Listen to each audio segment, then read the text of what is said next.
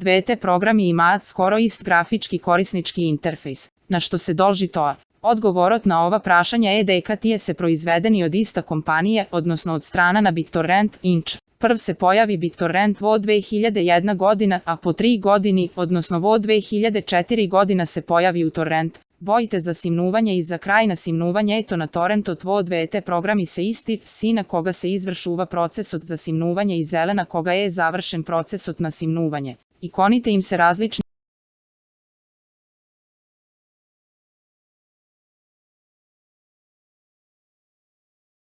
BitTorrent je kompatibilen so operativnite sistemi Windows, Mac i Android. uTorrent je kompatibilen so operativnite sistemi na koji što se izvršuva BitTorrent, mnogo ima i za Linux koga stanuva zbor za memorijata, uTorrent zafakja pomalku od 1 MB memorije, a dodeka BitTorrent okolu 3 MB.